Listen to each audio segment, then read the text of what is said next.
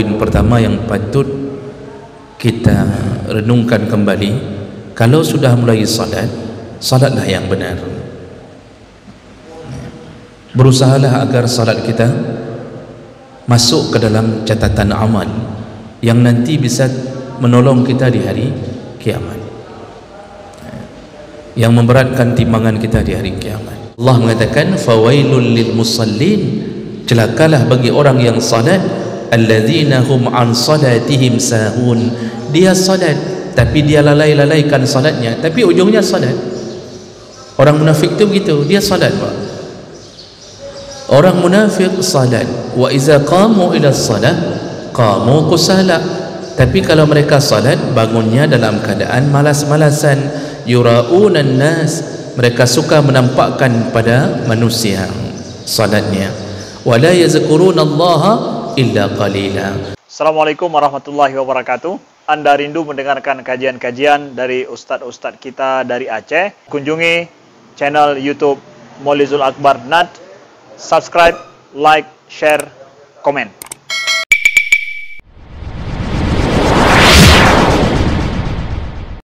Assalamualaikum warahmatullahi wabarakatuh. Alhamdulillahi rabbil alamin, wa bihi nasta'in ala umuri dunya waddin. Asyhadu an la ilaha illallah wahdahu la syarika lah, wa asyhadu anna Muhammadan abduhu wa rasuluhul karim. Allahumma salli wa sallim ala nabiyyina wa sayyidina al-Mustafa Muhammadin wa ala alihi wa ashabihi ajma'in. Amma ba'd. Rabbi shrah li sadri wa yassir li amri wa hlul 'uqdatam min lisani yafqahu qawli. Segala puji bagi Allah, kemudian salawat dan salam kepada Rasulullah, pada keluarga dan seluruh sahabat-sahabatnya, bapak-bapak, ibu-ibu, jamaah salat subuh yang Allah muliakan insyaallah. Alhamdulillah kita diizinkan Allah bertemu di subuh hari ini dengan berbagai pahala yang disediakan oleh Allah Subhanahu wa taala. Di pertemuan kita yang lalu, kita baru saja menyelesaikan tentang anjuran untuk menegakkan qiyamul lail, dan itu adalah salatnya para nabi, salatnya orang-orang yang merindukan surga Allah Subhanahu wa taala. Kita akan sambung pembahasan berikutnya, yaitu tentang at-tarhib min salatil insan wa qiraatihi halan nu'as, yaitu ancaman orang-orang yang mendirikan salat dalam keadaan mengantuk. Nah, ini mau dibahas sedikit tentang tidak dibolehkan untuk melakukan salat dalam keadaan mengantuk. Ada beberapa hadis yang menyebutkan masalah ini. An Aisyah radhiyallahu anha anna Nabi sallallahu alaihi wasallam qala, Rasulullah berkata, iza na'asa ahadukum fi salat, kalau kalian merasa mengantuk di dalam salat, kata Rasulullah, kata melalui hadis Aisyah, kata Rasulullah, falyarqud, maka berbaringlah sebentar, artinya tidurlah sebentar, hatta yazhaba anhu an-naum, sampai rasa mengantuknya hilang. Fa inna ahadakum idza shalla wa huwa na'is, karena bila kalian salat dalam keadaan mengantuk, la'allahu yazhabu yastaghfiru fayasubbu nafsah, bisa jadi dalam mengantukmu engkau memohon ampunan, tapi karena mengantuk salah baca, malah engkau mencaci dirimu sendiri atau melaknat dirimu sendiri. Ini hadis yang pertama. Kemudian hadis yang kedua dari Anas bin Malik radhiyallahu anhu qala iza na'asa ahadukum fi shalah, kalau salah seorang di antara kalian mengantuk di dalam salatnya, falyanam, maka tidurlah sebentar, hatta ya'lama ma yaqra'uhu, sampai dia tahu apa yang dia baca. Dalam hadis yang terakhir dari Abi Hurairah radhiyallahu anhu qala Rasulullah sallallahu alaihi wasallam, iza qama ahadukum minal lail, ketika salah seorang di antara kalian bangun di tengah malam untuk melakukan salat, fasta'jama al-Quran ala lisanihi, lalu bacaan Al-Quran di dalam lisannya kacau, itu akibat mengantuk. Falam yadri ma yaqul, dia tidak tahu apa yang dia baca. Dia salat, dia baca, tapi dia tidak tahu apa yang dia baca. Falyattaji', maka berbaringlah sebentar. Semua hadis-hadis ini adalah hadis riwayat Bukhari dan Muslim dengan derajat yang sahih. Nah, Bapak Ibu yang Allah muliakan, apa yang bisa kita ambil pelajaran dari judul ini, yaitu janganlah seseorang melakukan salat asal-asalan. Karena bagaimana caranya salat yang kita lakukan itu tidak hanya sah, tapi dia bermanfaat kepada kita di akhirat. Ada orang yang hari ini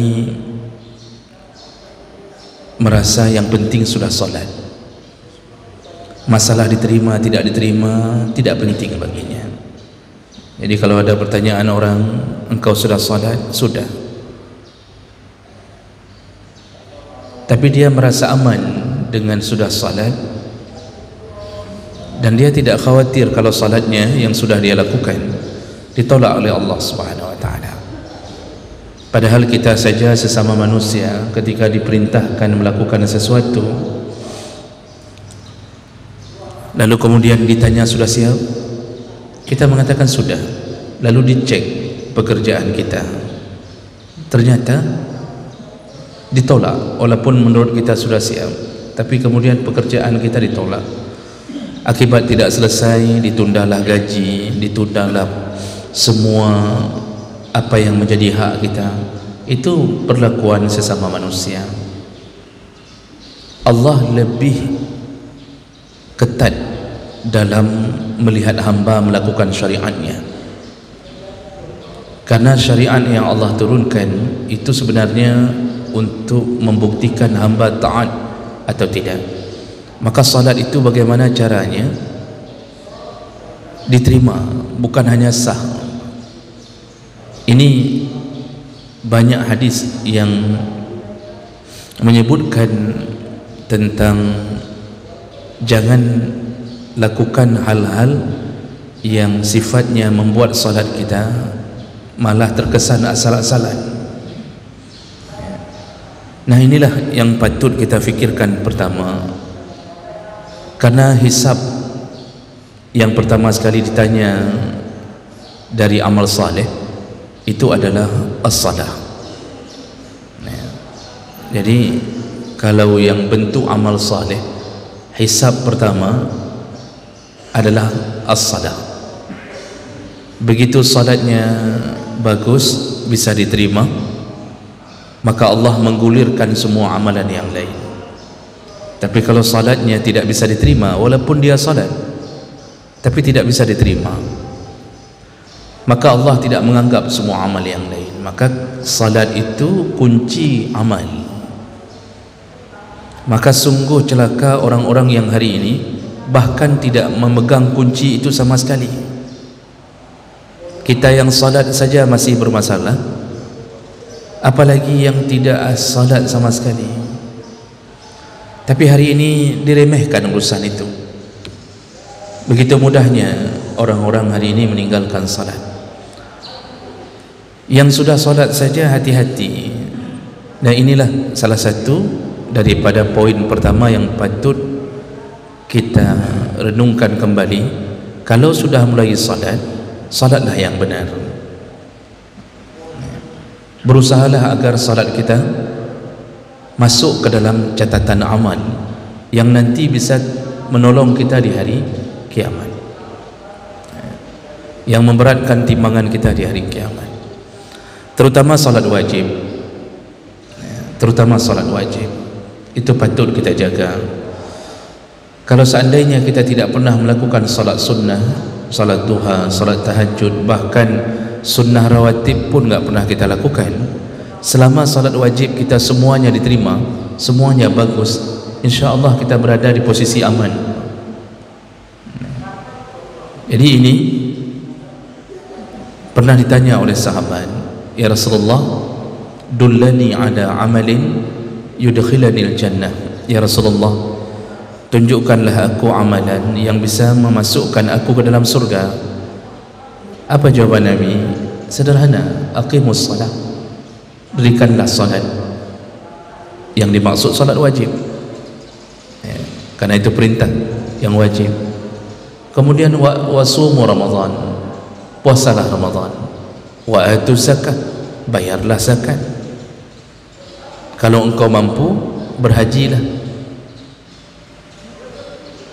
Selesai di situ. Lalu dia bertanya, ada lain ya Rasulullah? Rasulullah menjawab, tidak ada, itu saja. Ketika mendengarkan itu saja, sahabat ini lalu mengatakan, baik, kalau begitu ya Rasulullah, aku akan melakukan yang itu saja. Ya, maksudnya dia tidak akan melakukan salat sunnah, dia tidak akan puasa sunnah, dia yang wajib saja. Nah, di situ kemudian Rasulullah mengatakan, selama engkau meninggalkan maksiat, engkau mendapatkan surga. Jadi kita boleh Pak jaga yang wajib-wajib saja. Syaratnya satu, jangan barengi atau iringi dengan maksiat. Kalau sudah mulai bermaksiat, maka tidak ada jaminan kita selamat. Perbanyaklah salat sunnah, perbanyaklah puasa sunnah, perbanyaklah sedekah, karena mereka yang amalan itu yang bisa menghapus dosa-dosa kita kalau diiringi dengan taubat. Jadi Bapak Ibu yang Allah muliakan, ini yang pertama. Yang kedua, dalam hadis-hadis tadi itu ingin diceritakan tentang salah satu yang membuat salat kita tidak diterima, yaitu kita tidak tahu apa yang kita baca. Bahkan kita salat dalam keadaan mengantuk, tidak bisa khusyuk. Syaitan kadang-kadang menipu kita dengan mengatakan, salatlah cepat biar engkau bisa tidur enak. Padahal seharusnya Nabi mengatakan dalam hadis tadi, kalau seandainya engkau merasa mengantuk dalam salatmu, tidurlah lebih dahulu. Karena kalau engkau salat dalam keadaan mengantuk, bisa jadi engkau membaca yang engkau sendiri pun tidak tahu apa yang engkau baca. Lalu kemudian bisa jadi engkau istighfar, padahal yang terjadi adalah melaknat. Bisa jadi kita berdoa, tapi kemudian kita mencaci diri sendiri. Semua bisa terjadi. Bacaan salah karena dalam keadaan mengantuk. Ini bagi Nabi lebih penting menjaga kualitas salat daripada harus membuat salat kita cepat selesai, tapi kemudian kita mencari aman di amalan yang tidak berpahala. Maka ada amalan-amalan sejenis yang suruhan Nabi menjaga salat. Di antaranya kata Rasulullah, la salata bihadratit ta'am. Janganlah engkau salat kalau makanan sudah terhidang. Sama ini tipenya, beda-beda perkara saja. Tadi kalau lagi ngantuk berhenti dulu. Kalau belum salat tidur dulu, kemudian nanti salat. Kalau sudah masuk ke dalam salat, batalkan salat.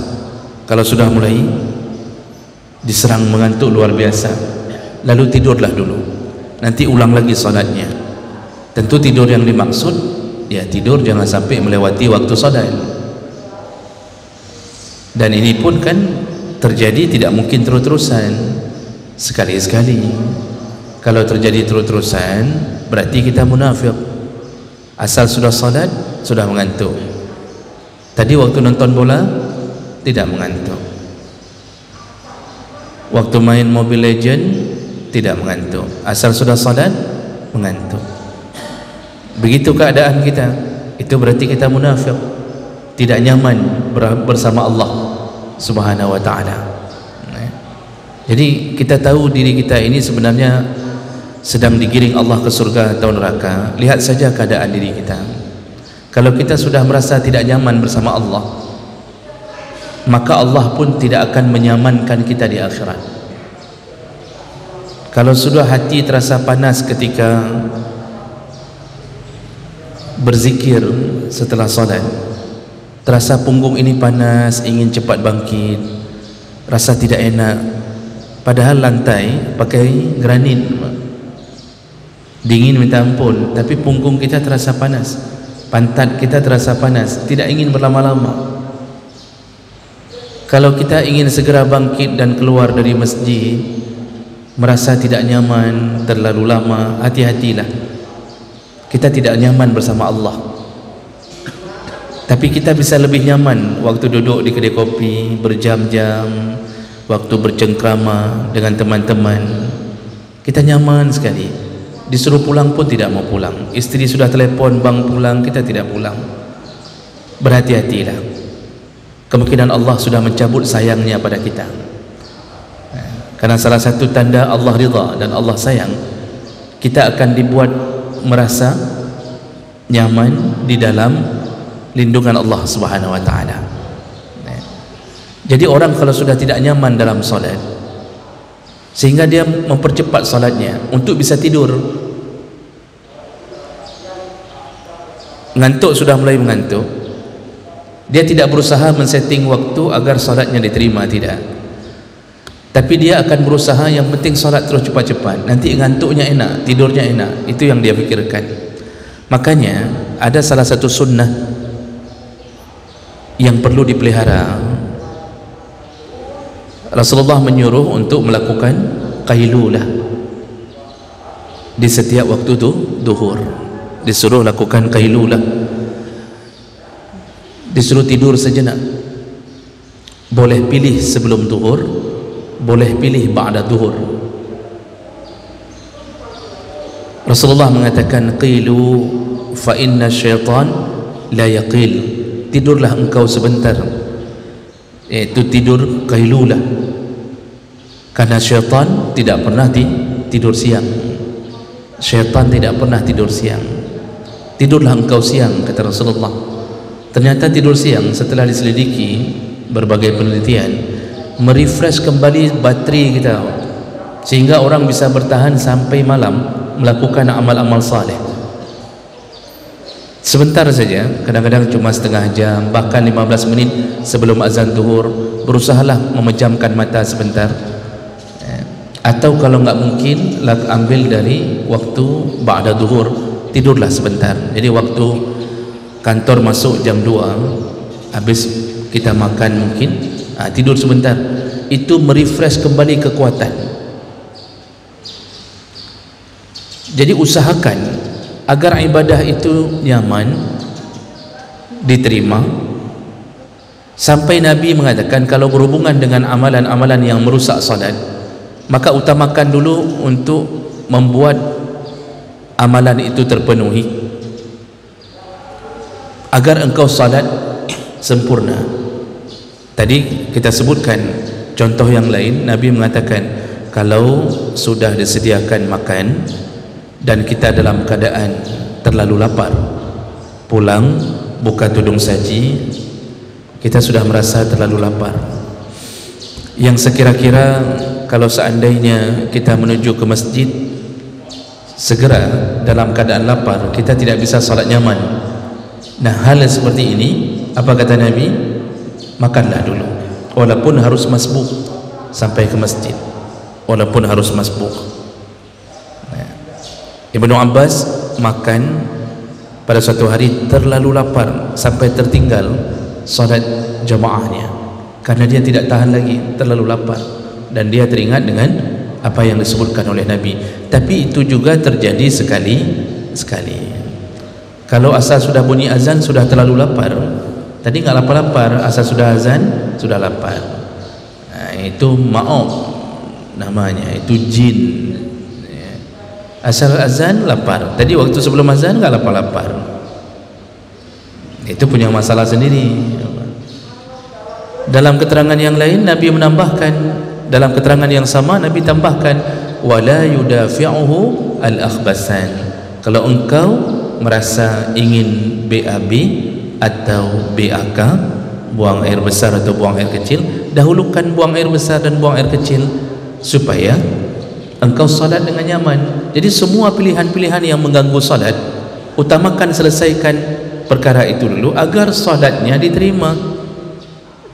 Jadi jangan pilih salat dalam keadaan menahan sakit perut, jangan pilih salat dalam keadaan menahan kencing, sehingga syaitan membawa kita kepada sebuah perkara, udah salat aja dulu, nanti biar enak nya, biar waktu enak, nyaman begitu. Apalagi sambil merokok dalam WC, udah salatnya cepat-cepat, bah mangat katuh kata jin. Padahal seharusnya kita dulu biar enak salatnya. Jadi jangan bawa ini kotoran ini, rasa sakit perut ini jangan bawa ke dalam salat, walaupun harus masbuk.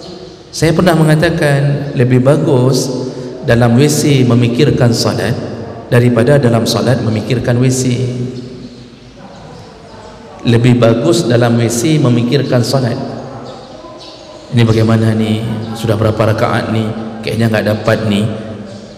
Itu lebih baik daripada dalam salat memikirkan WC. Ini gimana nih, kalau seandainya sekeluar antri enggak ya, air apa hidup apa tidak ya. Sepanjang rakaat memikirkan bagaimana kalau seandainya enggak ada air, kalau seandainya nanti ada orang, kemana saya harus lari. Itu badan udah goyang-goyang, menahan-nahan keluarnya BAB tadi. Apa yang terjadi? Kita percepat salat kita, khusyuk tidak kita lakukan. Kita merasa seakan-akan salat itu tidak penting, sehingga kita nomor duakan. Ini pilihan yang salah. Maka Bapak Ibu yang Allah muliakan, ujungnya semua ini itu bermuara pada satu perkara, yaitu berusahalah agar salatmu khusyuk dan diterima. Karena nanti yang beruntung di hari kiamat hanya yang salatnya khusyuk. Qad aflahal mu'minun alladzina hum fi salatihim khashi'un. Sungguh beruntung orang mukmin. Kapan? Di hari kiamat nanti. Siapa golongan pertama yang paling beruntung? Yang di dalam salatnya khusyuk. Ternyata Allah tidak mengatakan yang paling beruntung yang salat, karena yang salat belum tentu diterima. Bahkan Allah mengatakan fawailul lil musallin, celakalah bagi orang yang salat, alladzina hum an salatihim sahun. Dia salat tapi dia lalai-lalaikan salatnya, tapi ujungnya salat. Orang munafik itu begitu, dia salat Pak. Orang munafik salat, wa iza qamu ila salat qamu kusala.